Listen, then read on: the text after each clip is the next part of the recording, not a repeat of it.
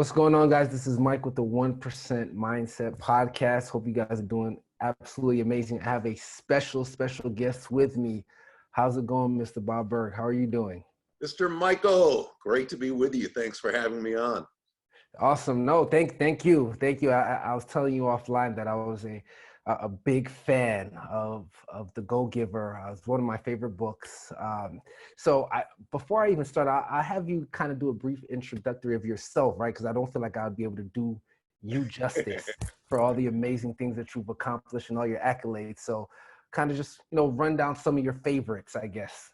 Okay, well, and a lot, as you know, being a one percenter, you know that there's a lot more failures than there are successes. We just keep working past those failures till we get to the successes, right?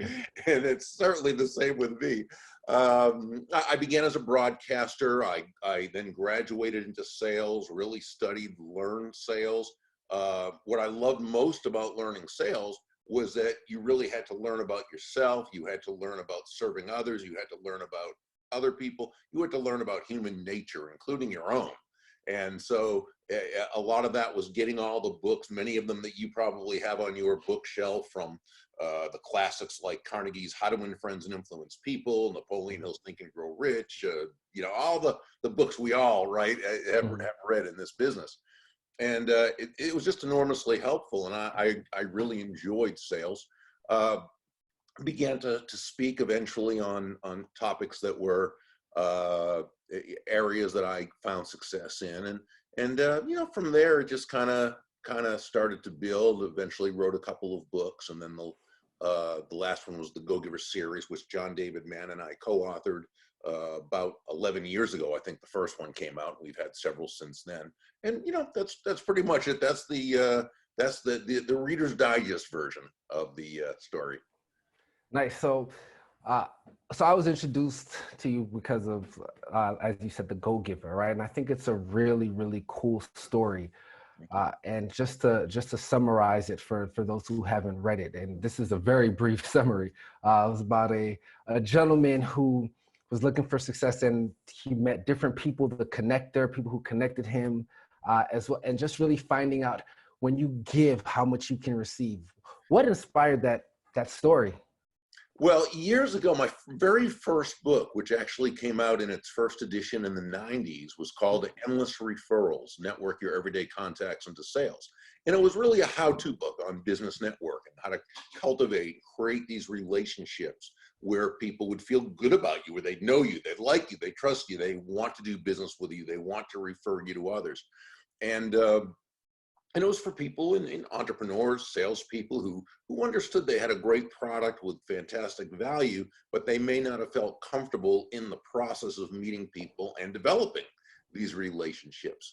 So it was really a how to be able to do that and develop those know, like, and trust relationships in a way that was very comfortable.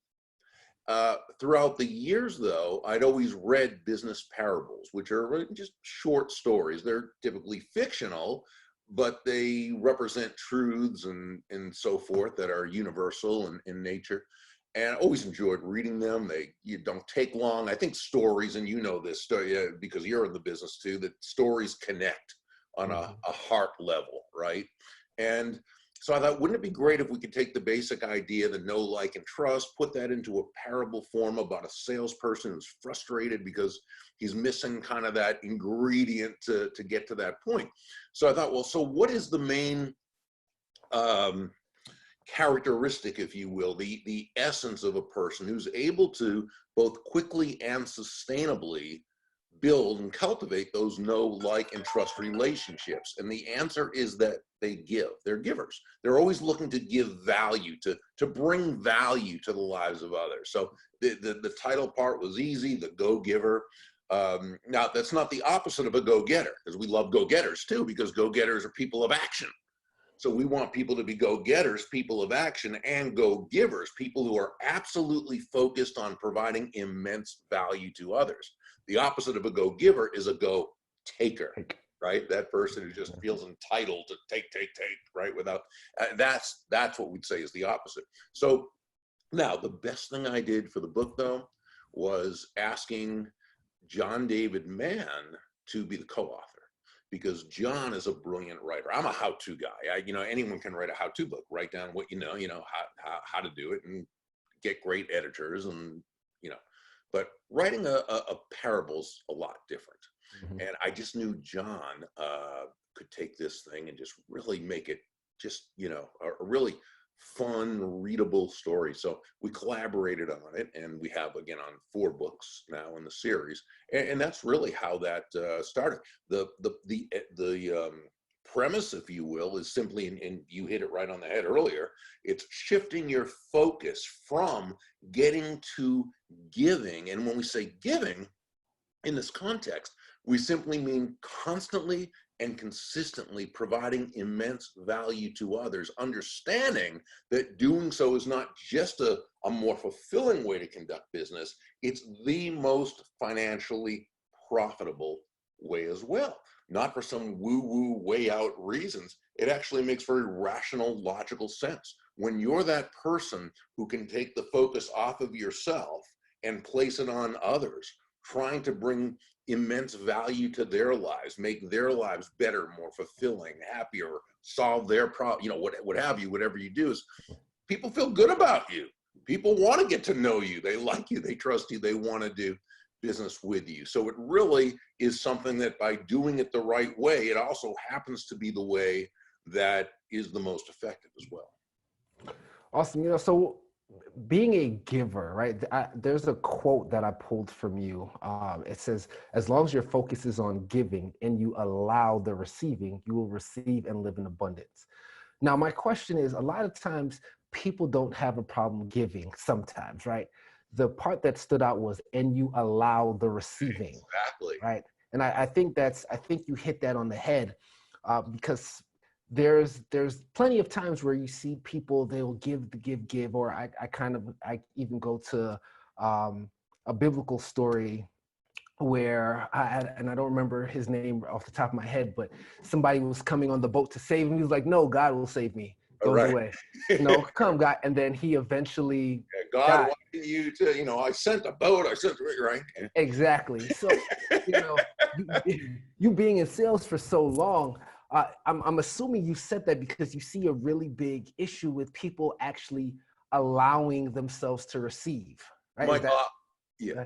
No, go ahead. I'm sorry. I didn't mean to. No, I'll say, is that pretty accurate? Yeah. And here's the thing. This is, and my friend Randy Gage, who's probably the foremost authority on abundance and prosperity thinking right now. There's some great ones out there. Randy happens to be one who I think is fantastic. They'll all tell you that the messages we receive from the world around us, from the time we're born, our upbringing, environment, schooling, news media, television, movies, they aren't mixed messages. They're very negative messages about prosperity. If you watch a movie and the villain's always the evil capitalist and the other person's the struggling good person who's poor but happy and has fun all the, these are just the things. It sells. This is just but what happens is this actually gets into our heads and into our heart. It's unconscious. I think about being younger, and a friend once asked me, hey, Bob, when you grow up, do you want to be rich or happy? What a horrible question. False premise. The answer is yes, both. And so, but that's not how the world paints it for us. And it's very easy for that to get into our unconscious. And then what happens is we find ourselves bringing immense value to the lives of many, right? And the environment has been created for success and for receiving. But if we either don't feel, and again, it's not conscious, it's unconscious. If we feel as though there's something unrighteous about money, if we feel there's something about it that means we did something wrong to get it, right? We must have taken advantage of someone in order, right? We're going to, and if we're a good person who holds being good as a high value, we're going to reject that abundance.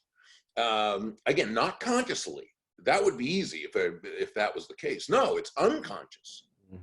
And that's why I'm a big believer, Michael, that we should study prosperity. And that's why people like Randy Gage and David Nagel and Ellen Rogan and there's a lot of people out there who talk on prosperity. They write on that topic because we get the garbage all the time about money and about prosperity and about how all business people are evil and blah, blah, blah, and all that. You know, it's a big world. There are some people who are evil, but, you know, but if you're going to, you know, especially in a free market based economy. And when I say that, what I mean is no one being forced to do business with anyone else, people doing it on their own volition.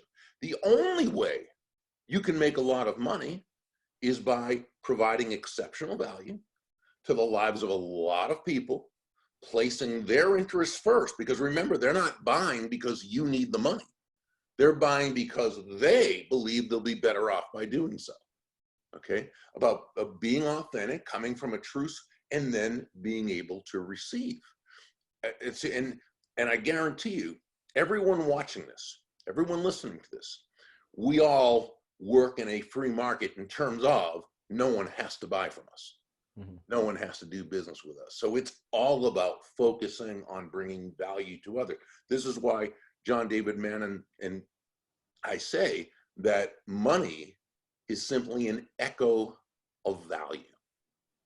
The value must be the focus, the shift in focus, right? From getting to giving, that's the focus. And when you do this, and then the money you receive, that's simply a very natural result of the value you've provided. So, well, first of all, I want to say, you know, one of my favorite quotes, I believe it's by Jim Rohn. He said, "You get all you want out of life by helping others get what they want," right? And essentially, that's ultimately what you're saying there. You've spoken on hundreds, possibly thousands of stages at this point. How do people unwrite that wrong as far as their mentality of, man, am I worth this much? Am I supposed to, you know, be getting this much? How have you helped people kind of write that subconscious sound that they have in their head, or that voice?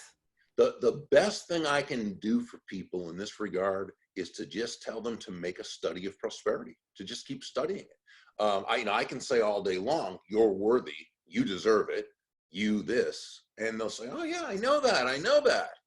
Well, some people might even say, no, I don't. But at least when they say they don't, you know, they know the issue. But most people don't even know that. They'll say, oh yeah, hey, I'll take all the money, absolutely, but it's different. And as you said, and you made a great point, sometimes it's not just even the money is bad thing, it's the I'm not worthy. And so, you know, there was a great book written in 1960 by Dr. Maxwell Maltz called Psycho-Cybernetics. And to me, it was a wonderful breakdown of how the human mind works in terms of, you know, we grow up with a set of beliefs. And those beliefs are subjective truths, which means it's simply the truth as we understand the truth to be, which means it's probably not the truth. Yeah. Right? But we take these in from the time we're little. We don't know enough to, you know, to critically examine every, you know, fact that's brought in. And so we grow up basically living our lives from what I call an unconscious operating system. But Dr. Maltz talked about how we see the world, our belief system, how we see the world is the direction that we're going to go, because to us, that is the word. So if someone grows up believing that money is only made by terrible, dishonest people, well, they'll never allow themselves to be wealthy if they believe they're a nice person. Okay. Yeah, if someone grows up seeing their mother and father with an awful, always battling relationship, it's not that they consciously think, oh, that's the kind of relationship I want, but to them, that's just the truth of what relationships are. That's their belief system. And that's why so often they'll sabotage good relationships and they'll end up with someone just like their parents did. Mm-hmm. Okay. I mean, that's just, you know, and so to me, when we can study these things and then what we do is we start questioning our premises. So let's, for example, and here's one that Randy Gage uses. In the first Spider-Man movie, Peter Parker was sitting with Uncle Ben, and he was asking Uncle Ben about, them being so poor and everything. And Uncle Ben said, Peter, we may not be rich, but at least we're honest. Oh, what a horrible statement. So in other words, what's the premise there? That honest people aren't rich, and rich people aren't honest. Now, if you start studying prosperity, then you start questioning your premises around every statement you hear about money, then you watch the movie. But now when you hear that, rather than it going just right into your subconscious or unconscious, you start questioning. Well, I don't get it. Why? Why did what Uncle Ben said, as well intended as it may be, why did he say that? Is that fact? That if you're honest, you're not rich, and if you're rich, you're not honest? Is that fact? And how is that fact? What proof of it is there? But what proof is there that it isn't?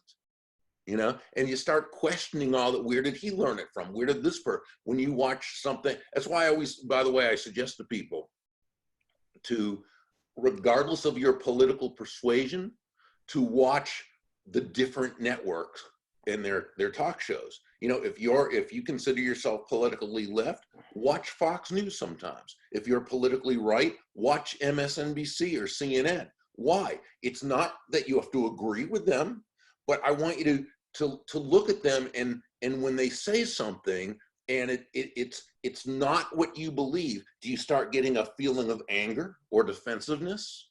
Why? Mm-hmm. And then you look at what they said. Oh, well, that's just wrong. That's evil. Why? Why is it? Is there something to it maybe I'm not thinking of? What is it about them that causes them to think that way? Again, you don't have to agree with them. But when you can understand, now you start, again, what Randy calls critical thinking. It's not just what's been programmed into you. You become the programmer. You first become the questioner, and then you start deciding what direction you want to go in. No, that's powerful. I'm definitely one for quotes. Another thing that you said that really stood out, you said, changing my focus from seeing what I can get to what I could give was when my career started to take off. What point was that for you? When did that shift happen? So a couple of years after I got into sales, and I was doing pretty well. I had studied sales. I was enjoying sales, but I was in a slump. And you know how it is. Even the one percenters, you go through slumps, right? Absolutely. The one percenters keep working their way through till they get to the other end of the slump, and then they're hotter than ever, right? But I was in a slump, and I was very disgusted with myself, and I didn't realize that there was a problem. That problem, of course, was me, and it was my focus. And I remember coming back one day from a non-selling appointment. Now, it was not supposed to be a non-selling appointment. It was supposed to be a selling appointment. But because of my own inadequacy, the sale did not take place. And a person who really would have benefited from that product didn't. And of course, I didn't earn the commission. So it was a lose-lose instead of a win-win. So I went back to the office of the company where I was working at the time. And there was an older guy there. He wasn't even in sales. I think he was in the engineering department. I think he retired soon after that, a much older guy. One of these guys who he didn't say much, and we've all known someone like this, he didn't say much, but whenever he did say something, it was always really profound, right? Yeah. And he said to me, Burg, he was a last name kind of guy, Burg, can I give you some advice? And I said, yeah, absolutely, please do. And he said, if you want to make a lot of money in sales, he said, don't have making money as your target. Your target, he said, is serving others. Now, when you hit the target, you'll get a reward. And that reward will come in the form of money. And you can do with that money whatever you choose. But never forget, he said, the money is simply the reward for hitting the target. It ain't the target itself. Your target is serving others. And that's when it hit me. Great salesmanship is never about the salesperson. Great salesmanship is never about the product or service, as important as that is. Great salesmanship is always about the other person and focusing absolutely on serving their needs. And to do that, we must ask questions and we must listen and we must really discover, because when you think about it, selling is simply by definition discovering what the other person wants, needs, and desires and helping them to get it. Once I understood that and that my focus needed to be on them, that's when things started to change. Mm. You've you've spoken to a lot of people. Is there any one particular, whether it's a conference or a person you spoke to, that not only impacted them, but you'll always remember the conversation that you had with this one person? I mean, outside of No, the guy. yeah, no, I get you. Uh, in doing this for over 30 years now, Michael, I've had some great conversations with people, and it may have been not someone at an event who they, where something I said there, although it, may or may not have been. A lot of times people will come up and say they had read the book and something in there really, turn or something like that. But so there's not one that I can think of. It's something that I'm fortunate to have, happen every so often. But I got to tell you, when it does, there's just nothing better. Mm. Nothing better than feeling you made a difference through whether something you said or something you wrote or co-wrote or what have you. Awesome. So in the Go Giver, you speak about 5 core laws: the law of value, compensation, influence, authenticity, and receptivity. So I want to go through, maybe not all of them, but definitely some of the laws and your thoughts behind it. So the law of value, right? That was probably one of the biggest ahas for me with the law of value, and the reason being, for so long, uh, initially I was pouring out, I was giving, and in my head I always said, I'm not worth this much, or I shouldn't be charging this much, and I didn't really understand like value to the core of what it looked like. And I'm sure you've experienced that either personally or just seeing that within other people. So as you was going through that particular law, is there anything or any advice, I guess, you give over and over that pertains to that particular law?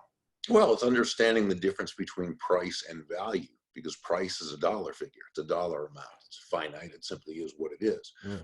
Value, on the other hand, is the relative worth or desirability of a thing, of something, to the end user or beholder. In other words, what is it about this thing, this product, service, concept, idea, what have you, that brings with it so much worth or value to another person that they will willingly exchange their money for it and be glad they did, while you make a very healthy profit. And so one of the things is, when we don't realize the value of either the product or service and ourselves, what we bring to the table, that's when we undersell. That's when we allow people to negotiate us down. That's when we don't charge high enough prices, because we don't recognize the immense value we bring. So the best thing someone can do is understand, not only through their product or service, but everything they personally bring to the table with that, is to understand why they are worth what they charge. So very important. I sold life insurance at a very young age, probably like a lot of people, right? I sold life insurance early 20s. I was probably like 20, 21. And at the time, when you sell life insurance, the training that I received at the time was, get people to open up, find their why. And I'm selling life insurance to people double, even sometimes triple my age at the time. And trying to, what I thought was, convince them why it was important to them. And not, and selling myself in a way that made sense. And one of the things that I was faced with at the time, thinking about it, is well over a decade ago, was, hey, what does this 20-year-old know? What does this 21-year-old know about life insurance? I'm 55, I'm 60, whatever that looks like. How can someone move forward from there, right? I'm trying to give practical examples, because people go, especially in the world of selling, right? I've sold from insurance, I was in network marketing, I've done a lot of sales over time, and there's so many objections that you face, whether it's age, whether it's race, like whatever that looks like.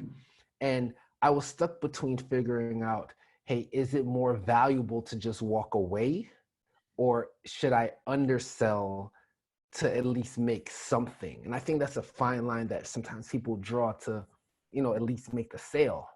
And I wasn't sure how to combat that. Is there anything that probably would have worked, or that at least that you've experienced that could help that?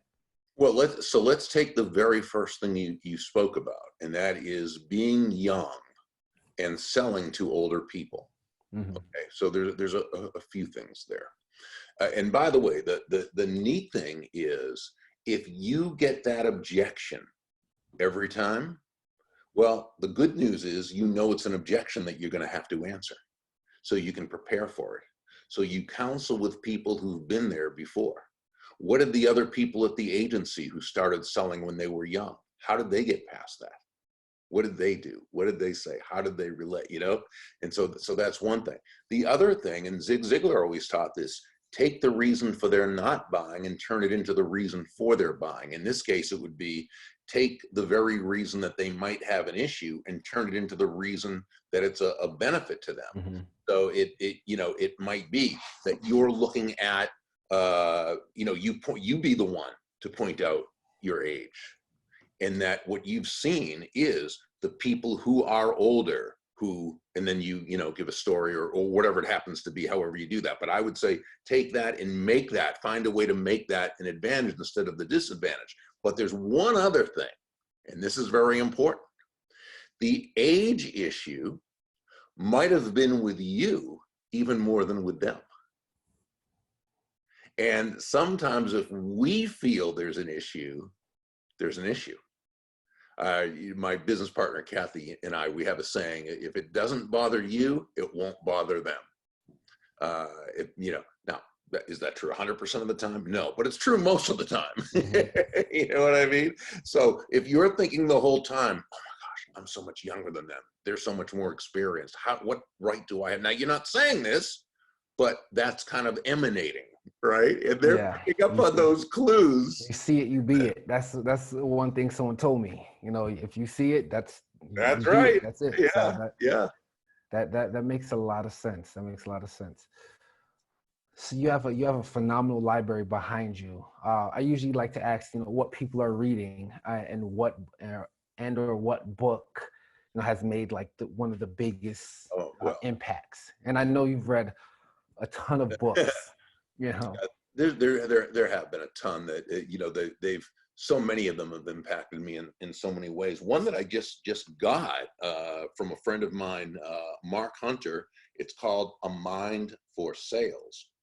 Haven't read it yet. Thumbed through it. Looks great. Michael's just one of these people, one of the real pros in the game of selling, and he brings such class to the game of selling.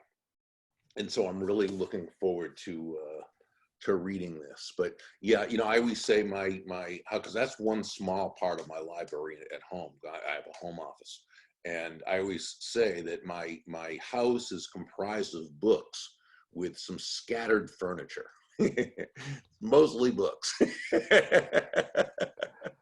How many books do you think you read a year, give or take? I don't know, because I'm not the fastest reader, because I go through them and I highlight, I take notes, things like that. So I'm not the fast, but I'm always reading. So I guess, as you know, consistency makes up for, lack in other areas. I gotta figure it, I don't know, maybe 50 to 75 a year, maybe more. I'm not really sure. I've always. So I'll tell you how I wanted to give you a little bit about me and just how the 1% mindset, and the audience knows this, but so I created the 1% mindset. Really, it was on a whim. I started a book club, and when I was doing the book club, I noticed that people weren't reading consistently. And at the time, I said, consistency is important. Even if you're reading just 15 minutes today, make sure you do it every day. Mm. And when I was on the call with them, I noticed they weren't reading, they weren't where they're supposed to be. And I said, it can take you anywhere from about 5 to 6 hours to complete a book, give or take, right? If it's a little bigger, it may take a little longer, but I averaged it about 6 hours, right? To actually finish a book over the time that you're reading.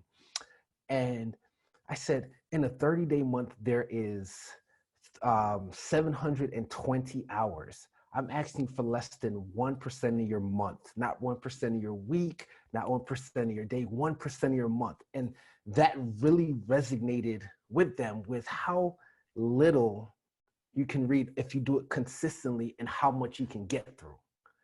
And when I was able to, when I was able to articulate that for them, and I said, you know, it's all a mindset thing. That's when the 1% mindset kind of came and shifted. And you know, so that consistency is so important, and that's really, you know, what people who excel or who are elite in whatever area they are. It's just based on consistency, as you know, and I think that's just been so profound in learning, in just understanding life and getting to you know, the next level in whatever it is. So that was huge. Man, it's been a lot of fun, man. I know you're a busy guy, so once again, I really Oh, appreciate you thank you. taking the time. I'm excited. I read the first series of The Go Giver. I haven't read the other. You have two others, I believe, right? Yeah, well, there's two other parables, and Two other there's one parables. within the series. It's sort of a there's the Go Giver, which is the first parable. Then there's Go Mm. Givers Sell More, which is sort of like an application. It's a how-to application of the Mm. Go Giver. Then there's the Go Giver Leader, which is a parable, and the Go Giver Influencer, which is our last one. Ah, okay. So I have three more books If you want to, hey, you're to reading a kind of. lot of books, so there's many more books out there other than mine. So if you get to it, great. But you know, don't worry about that. It's the fact is you are reading and you're setting a great example for everyone just to read. No, yeah, no, absolutely. Right, Mr. Burg or Bob. First of all, I love, I do appreciate you responding as well to me. So, in case for those who don't know, you can definitely find. Actually, I'll let you say where people can reach Yeah, out to you. Find you. man, I would just say Burg.com. That's the easiest. Burg.com. Burg.com. Okay, so if you want to find, get more information or reach Bob Burg, find him at Burg.com. Again, thank you so much for your time, and for those who are listening, you'll be able to, you know, continue to replay this. But I really wanted you guys to get out of this because this is a little bit different than I usually do. Like, selling is so important, right? You're always in the business of selling or enrollment, right? So however you want to look at it, whether you're selling people on you or selling a physical product or service. So thank you so much for all the gems. I really do appreciate it. It's definitely been a pleasure. My And guys, pleasure. absolutely. Guys, thank you so much.